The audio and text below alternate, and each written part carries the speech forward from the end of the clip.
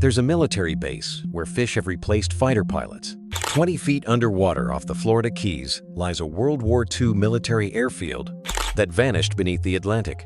Fighter plane runways, collapsed hangars, a control tower where tropical fish replaced pilots. But inside one rusted hangar, I found something that revealed why this place was never truly abandoned. I'm standing on what used to be solid ground. My paws are resting on cracked concrete that now lies 20 feet beneath the surface of the Atlantic Ocean. This is the Florida Keys, and somewhere below me is a forgotten chapter of World War II. During the war, the United States military built a seaplane base on this remote island. They needed a strategic outpost to patrol for enemy submarines and protect cargo ships traveling through these waters. Construction crews worked around the clock, pouring concrete runways across the coral, erecting massive hangars, and building a control tower that could coordinate dozens of aircraft. The base operated for only a few years. When the war ended in 1945, the urgency vanished. The military packed up and left. The building stood empty. Then the hurricanes came. Year after year, storms battered the abandoned structures. The sea began to rise.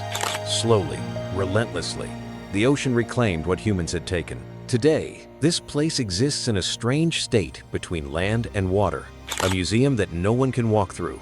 A monument that fish swim past every day. I adjust my backpack and dive beneath the surface. The first thing I see is a runway stretching into the blue distance. White arrows are still painted on the concrete, pointing the way aircraft once taxied. The paint has faded to ghost images, but they're unmistakable. Direction markers that guided pilots 70 years ago now guide only curious grouper and yellowtail snapper. I swim along the runway's edge, following the arrows. There are numbers painted here too, runway designations.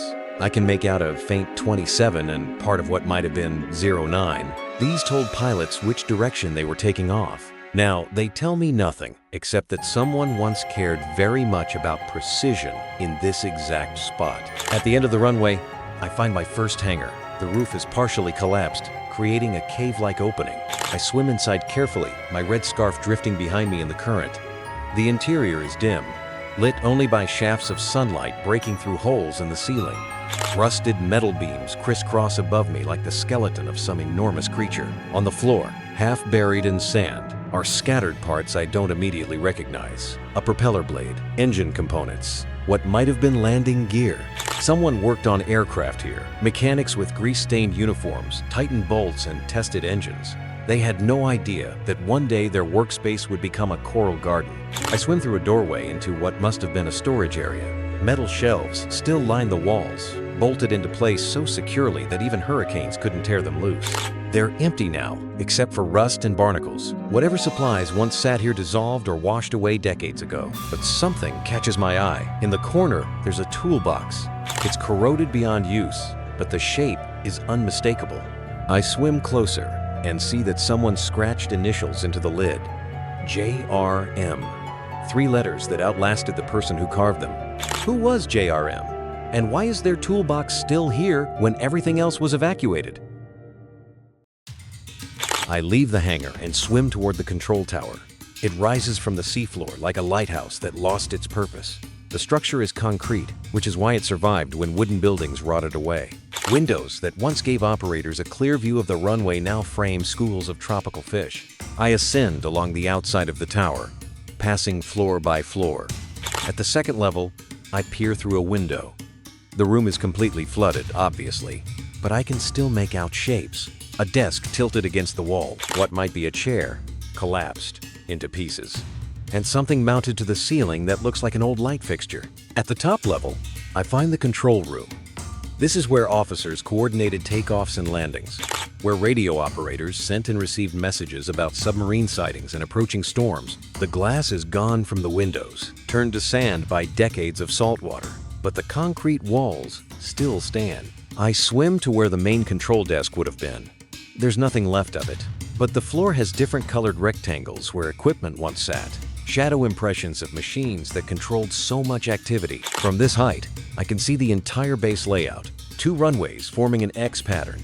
4 hangars in various states of collapse. Smaller buildings that might have been barracks or mess halls, now just rectangular foundations on the seafloor. And at the far edge of the complex, something I hadn't noticed before, fuel storage tanks.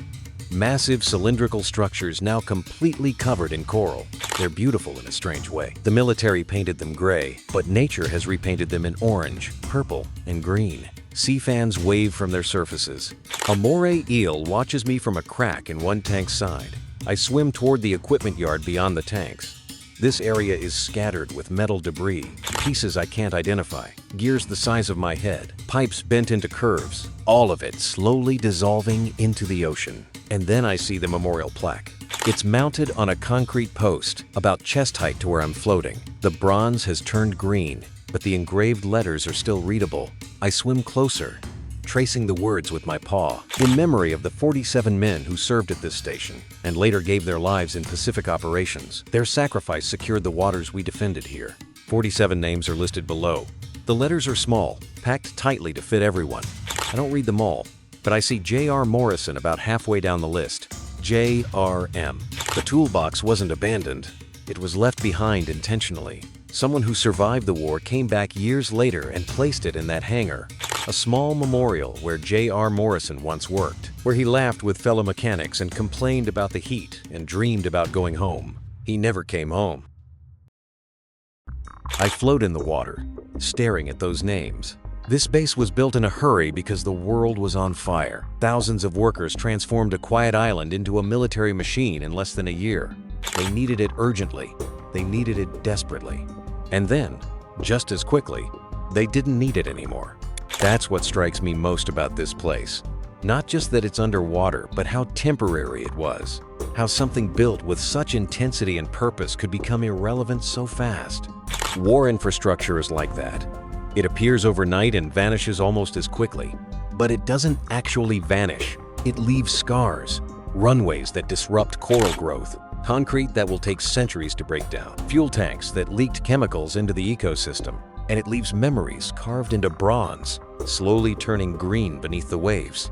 The ocean is patient. It's taking back this place piece by piece. One day, centuries from now, even the concrete will crumble into sand.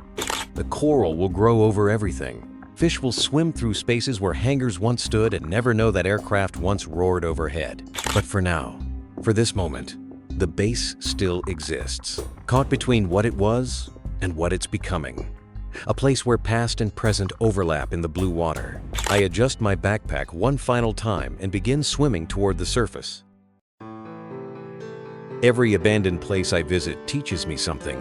This one taught me that even the most solid structures are temporary. That preparation for conflict leaves marks that outlast the conflict itself. That names carved in bronze can survive longer than the buildings they commemorate. Somewhere above me, people are probably on boats, fishing these waters. They have no idea they're floating above a submerged piece of history. That just beneath their hulls, concrete arrows still point the way for aircraft that will never fly again.